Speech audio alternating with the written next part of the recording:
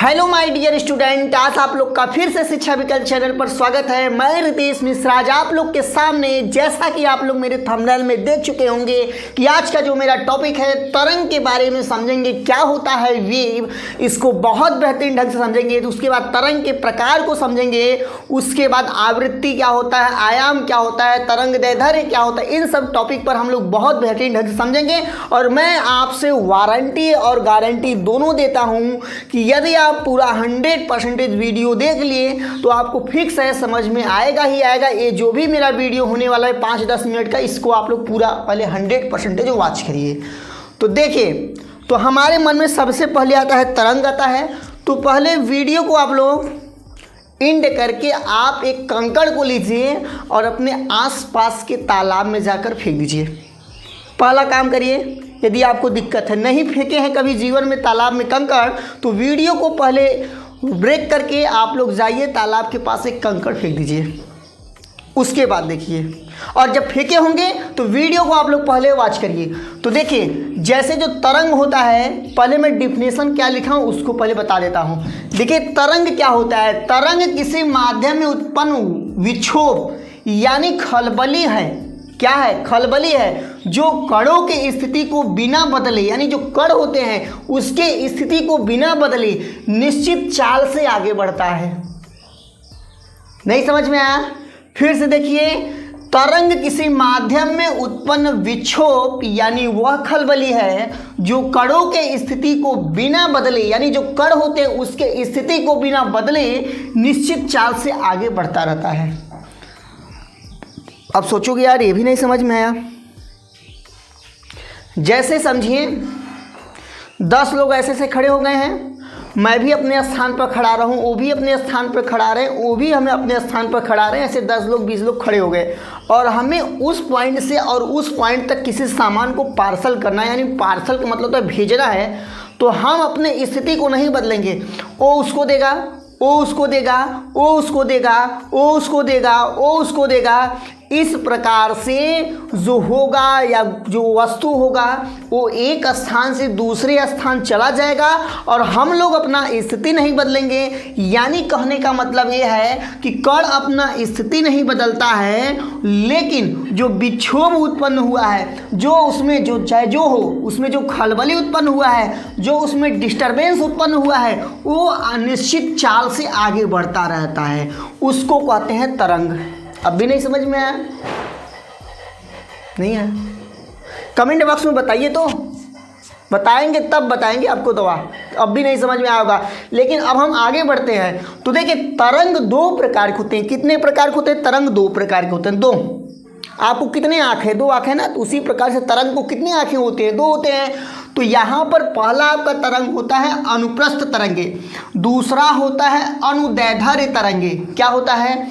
अनुप्रस्थ तरंगे, अनुदैर्ध्य तरंगे। फिर से सुनिए, क्या होता है? अनुप्रस्थ तरंगे, अनुदैर्ध्य तरंगे होता है। उसके बाद अब आपके मन में आएगा अनुप्रस्थ तरंगे क्या होता है और अनुदैर्ध्य तरंगे क्या होता है। यार नाम तो थोड़ा कठिन लग रहा है ना, लेकिन 1 बार 2 बार 3 बार रटेंगे तो याद हो जाएगा। अनुप्रस्थ तरंगे और अनुदैर्ध्य तरंगे क्या होता है? तो आप सिंपल सा कहेंगे कि वे तरंगे जो संचरण के दिशा के अभिलंबवत गति करते हैं उसको कहते हैं अनुप्रस्थ तरंगे। कुछ भी अब भी प्रॉब्लम है? अब भी है? कमेंट बॉक्स में बताइए। तो कमेंट तो आप लोग करिए। फिर से सुन लीजिए जिसको प्रॉब्लम है। वे तरंगे जो संचरण के दिशा के अभिलंबवत, ऐसे ऐसे, जैसे वो ऐसे जा रहा था ऐसे ऐसे गति करते हुए जाते हैं, उसको कहते हैं अभिलंब, क्या कहते हैं, सॉरी, अनुप्रस्थ तरंगे।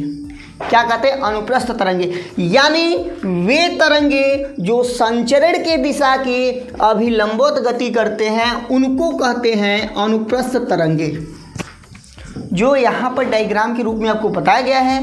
मान लीजिए ये कोई आपका मतलब कि रेखा खींचा गया है, यानी बताने के लिए, यानी मिडिल पॉइंट है तरंग का। अब यहाँ से कोई कंकड़ फेंकता है, यानी वेव फेंकते, मतलब कोई कंकड़ फेंकेगा तो यहाँ से वेव उत्पन्न होगा। अब वेव जो हो सकता है, अनुप्रस्थ वेव भी हो सकता है, अनुदैर्ध्य भी वेव हो सकता है। वेव का मतलब भाई तरंग होता है। तो यहाँ पर ये जो मेरा एग्जाम्पल है अनुप्रस्थ तरंगे है। देखिए इसको, ये संचरण की दिशा ऐसे ऐसे है ऐसे जाना चाहिए था, लेकिन जो गति कर रहा है ऊपर नीचे, देखिए ए ऐसे ऊपर गया है, ए गया है, ए गया है, ए गया है, इसी को कहते हैं अभिलंबवत कहते हैं। तो अनुप्रस्थ तरंगे जो होता है संचरण की दिशा के अभिलंबवत गति करता है। जैसे अभी आपको बताए थे, शुरू में बताए थे कि यदि आप कभी भी तालाब में कंकड़ नहीं फेंके हैं अपने जीवन में, तो अभी वीडियो को इंड मतलब कि इंड नहीं ब्रेक करके आप लोग जाइए, फेंक के आइए, उसके बाद बताइएगा। जब उसमें आप फेंकेंगे तो आप देखेंगे ना, तो जो द्रव होता है जो जल होगा आपका ऐसे ऐसे गति करेगा, वही जो होता है अनुप्रस्थ तरंगे होता है। ठीक, इतना आप लोग समझ गए। अभी इसमें कुछ और बताना है, कंटिन्यू आप लोग बने रहिए, लेकिन अनुदैर्ध्य भी हम समझ लेते हैं, तब उसके बाद बताएंगे। देखिए अनुदैर्ध्य तरंगे क्या होते हैं? वे तरंगे जो संचरण के दिशा में ही गति करते हैं, जो संचरण के दिशा में ही गति करेंगे, उनको कहते हैं अनुदैर्ध्य तरंगे। अनुदैर्ध्य यानी टाइप 2, यानी जो दूसरा टाइप बताए थे उसको कहते हैं। ठीक, इतना आप लोग समझ गए। यहाँ चित्र में एक दर्शाए हैं विरलन और एक दिखाए हैं संपीड़न।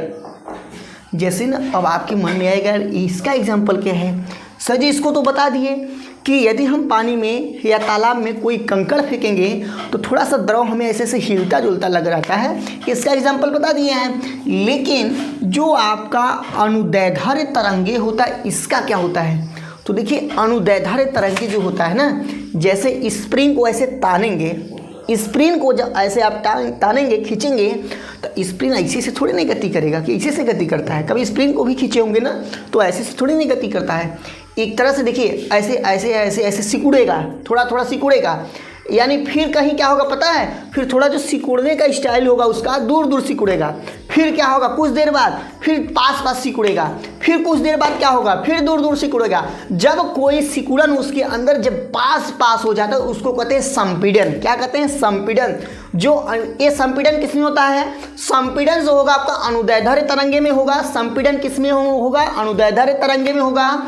जब पास पास सिकुड़ जाता है उसको कहते हैं संपीड़न, और जब थोड़ा दूर दूर सिकुड़ता है तो उसको कहते हैं विरलन। क्या होता है संपीड़न, क्या होता है विरलन? जब अनुप्रस्थ तरंगे में जो होते हैं उसको पास पास सिकुड़ेंगे संपीड़न, जब अनुप्रस्थ तरंगे में जब थोड़ा दूर दूर सिकुड़ेंगे उसको कहते हैं विरलन कहते हैं। इतना हो गया, इसमें कोई दिक्कत नहीं होना चाहिए। स्प्रिंग, दिमाग में स्प्रिंग आपके आना चाहिए, और इसमें आना चाहिए आपका अनुप्रस्थ में यदि हम पानी में कोई कंकड़ फेंकेंगे तो किसका एग्जाम्पल होगा? अनुप्रस्थ का होगा।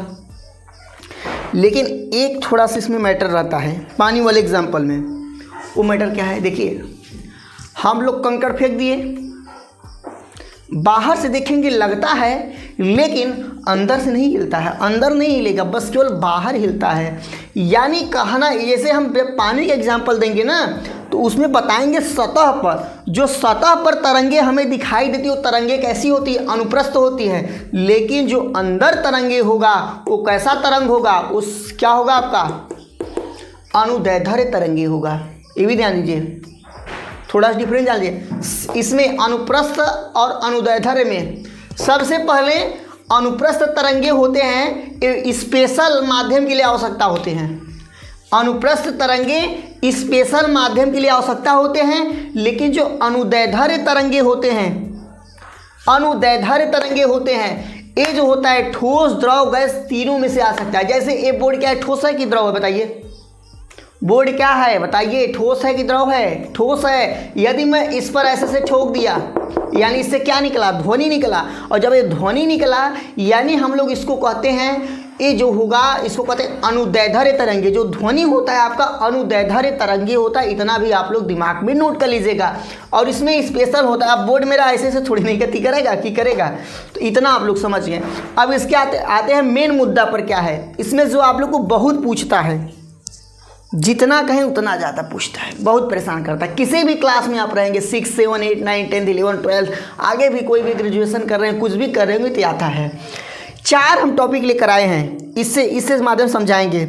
4 टॉपिक मेरा क्या क्या है? एक मेरा टॉपिक है आयाम है, एक आयाम है। दूसरा मेरा टॉपिक है, आयाम के बाद दूसरा टॉपिक ले लेते हैं तरंग दैर्ध्य। तरंग दैर्ध्य ले लेते हैं। तीसरा टॉपिक ले लेते हैं आवर्तकाल को समझाएंगे आप लोग को, आवर्तकाल। चौथा हम ले लेते हैं आवर्तकाल हो गया, आयाम हो गया, तरंग दैर्ध्य हो गया, आवृत्ति यानी फ्रीक्वेंसी को हम लोग समझाएंगे। इस चारों को, ये तो भाई हर एक क्वेश्चन में, हर एक क्लास में आवृत्ति फ्रीक्वेंसी आ ही जाता है। इसको हम लोग समझेंगे। रेडी हैं आप लोग समझने के लिए कि उब गए हैं इतने में?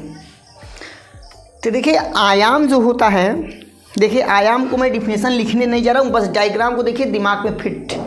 आयाम का मतलब यार होता है ना सिंपल सा, अनुप्रस्थ तरंगे के माध्यम से मैं समझा रहा हूँ ना। देखिए जितना ऊपर, यहाँ जो इसका ओरिजिन पॉइंट है यानी मेन पॉइंट है, ठीक, इसके जितना ऊपर गति कर रहा है, जितना ऊपर या जितना नीचे गति कर रहा है उसको कहते हैं आयाम। क्या कहते हैं? आयाम, आयाम। क्या कहेंगे? यानी जो इसको देखिए जो ऊपर उठता है इसको कहते हैं श्रृंग कहते हैं। क्या कहते हैं? ऊपर उठे हुए भाग को कहते हैं श्रृंग कहते हैं, और नीचे हुए दबे हुए भाग को गर्त कहते हैं। जिस प्रकार से इसमें संपीड़न और विरलन कहते हैं ना अनुदैर्ध्य में, उसी प्रकार से अनुप्रस्थ तरंगे में जो हिस्सा ऊपर उठता है उसको श्रृंग कहते हैं, और जो नीचे उठता है मतलब नीचे जाता है, भाई उठेगा ना नीचे जाएगा ना, तो उसको क्या कहते हैं? गर्त कहते हैं। तो हम सिंपल बताएंगे। देखिए श्रृंग की जो ऊंचाई होता है, जो ऊंचाई यानी तरंग की जो अधिकतम ऊंचाई होता है, अधिकतम मतलब अधिक से अधिक, ये नहीं यहीं तक मान लो, उसको आयाम कहते हैं। तरंग की अधिकतम ऊंचाई को क्या कहते हैं? आयाम कहते हैं। भाई इसमें समझ में आया? नोट कर लीजिए, तरंग के अधिकतम ऊंचाई को आयाम कहते हैं। सिंपल सा है, बुक के डिफिनेशन से आपको नहीं चलना है, क्योंकि बुक में तो लिखा हुआ है, कितने बुक हैं सब आप लोग तो अपने से पढ़ सकते हैं, लेकिन हम लोग का जो काम होता है उस डिफिनेशन को थोड़ा मॉडिफाई करके ऐसा बताएं कि आपके दिमाग में चला जाए। तो यहाँ पर आप लोग आयाम को समझ गए हैं। आयाम क्या होता है? जो श्रृंग की अधिकतम ऊँचाई होता है या जो गर्त की अधिकतम ऊँचाई होता है उसको आयाम करते हैं। ठीक, आयाम हो गया। अब हम लोग लेंगे तरंग दैर्ध्य क्या होता है। देखिए आयाम इसमें भी होता है, भी ध्यान दीजिएगा, आयाम इसमें भी होगा। जो इसका अधिकतम जो होगा ना वो आयाम होगा, इसमें भी तरंग दैर्ध्य होगा, इसमें भी आवृत्ति होगा, सब कुछ इसमें होगा। बस थोड़ा सा कह देंगे संपीड़न की जो अधिकतम ऊंचाई होता है उसको कहते हैं आयाम कहते हैं। सिंपल सा है। अब फिलहाल हम लोग समझेंगे तरंग दैर्ध्य समझेंगे। तरंग दैर्ध्य क्या होता है? आयाम में हम क्या बताए हैं? जो अधिकतम ऊंचाई होता है श्रृंग का उसको आयाम कहते हैं। अब इसमें हम बताएंगे एक श्रृंग दूसरे श्रृंग के बीच में जो दूरी होता है उसको कहते हैं तरंग दैर्ध्य। एक श्रृंग से दूसरे श्रृंग के बीच में जो दूरी होता है उसको कहते हैं, क्या कहते हैं भाई? क्या कहते हैं बताओ? क्या कहते हैं उसको? तरंग दैर्ध्य कहते हैं। इतना नहीं समझ में आया? फिर सुनिए, देखिए कई यार सोचो, मेन जब पॉइंट आप लोग समझ लेते हैं ना तो उसमें डिफिनेशन बनाने में बहुत आसान रहता है। मैटर बस दिमाग में रखिए, बाकी डिफिनेशन रटने वाला चीज़ थोड़ी नहीं होता है। डिफिनेशन जो होता है समझने वाला चीज़ होता है। देखिए एक श्रृंग के बीच की दूरी को क्या कहते हैं? तरंग दैर्ध्य कहते हैं। मैंने ऐसे बता दिया। अब आप चाहे लिख सकते हैं एक गर्त दूसरे गर्त के बीच में जो दूरी होता है उसको तरंग दैर्ध्य कहते हैं। क्या इसमें रटना है क्या? एक गर्त दूसरे गर्त के बीच में जो दूरी होता है उसको कहते हैं। इतना हो गया। अब ये भी आप लोग कह सकते हैं एक श्रृंग और एक गर्त के बीच में, यानी यहाँ से देखो, यहाँ से एक इसमें श्रृंग शामिल हो गया, एक गर्त शामिल हो गया, उसको कहते हैं यार तरंग दैर्ध्य कहते हैं। अब क्या इसमें दिक्कत है? 3 डिफिनेशन हो गया। चौथा डिफिनेशन, प्लस 3 बहुत है, ज़्यादा बताएंगे तो कन्फ्यूजन होगा, तो 3 बहुत है। अब हमारा आवर्तकाल होगा। आवर्तकाल, आवर्तकाल, आवर्तकाल, काल का मतलब क्या था? टाइम। एक चक्कर लगाने में जितना समय लगता है उसको कहते हैं आवर्तकाल। समझ में आया? एक चक्कर लगाने में, भाई एक चक्कर इसका कब पूरा होगा पता है? एक चक्कर यहाँ नहीं पूरा होता है, एक चक्कर यहाँ पूरा होगा।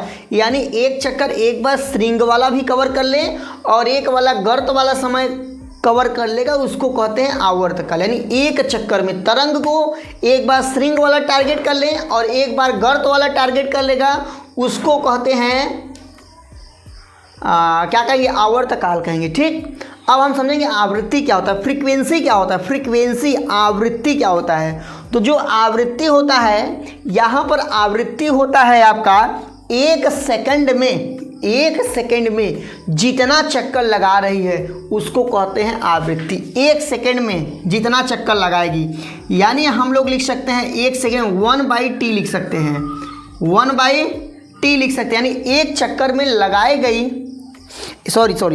1 सेकंड में लगाई गई चक्करों की संख्या को क्या कहते हैं? आवृत्ति कहते हैं। और फ्रीक्वेंसी से जो होता है, फ्रीक्वेंसी यानी आवृत्ति को एफ से दर्शाते हैं। एफ बराबर जो होता है 1/t होता है, और यहाँ पर जो होगा इसका जो समय होगा, मतलब क्या होगा, यूनिट का बात किया जाएगा, सेकेंड इनवर्स होगा। क्या होगा? सेकेंड इनवर्स होगा, या तो इसको हर्ट्ज भी कहते हैं। हर्ट्ज यानी फ्रीक्वेंसी यानी हर्ट्ज, जो आवृत्ति का मात्रक जो होता है हर्ट्ज होता है। मैं आशा करता हूं कि आप लोग इसको बहुत बेहतरीन ढंग से, बहुत अच्छे ढंग से समझ गए होंगे, और जब समझ गए होंगे तभी चैनल को आप लोग सब्सक्राइब करिएगा, अन्यथा मत करिएगा। और यदि कोई प्रॉब्लम होगा तो उसका भी रीज़न बताइएगा कि आपको क्या नहीं समझ में आया। और बाकी जब आपको अच्छे से समझ में आया होगा तो आप लोग मित्रों के साथ भी शेयर कर दिया करिए। ठीक है, बहुत जल्द आपसे मिलते हैं कुछ घंटों बाद आपसे अगले वीडियो में। तब तक के लिए जय हिंद, जय भारत।